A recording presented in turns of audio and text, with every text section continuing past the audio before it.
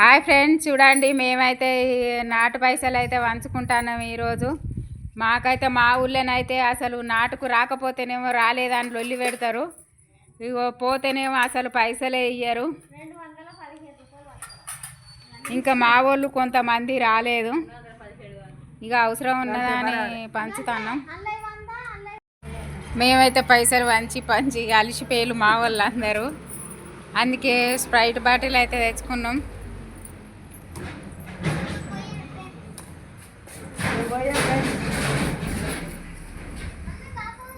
అయితే మేము నాటికైన పైసలు పంచుకున్నాం అన్నీ.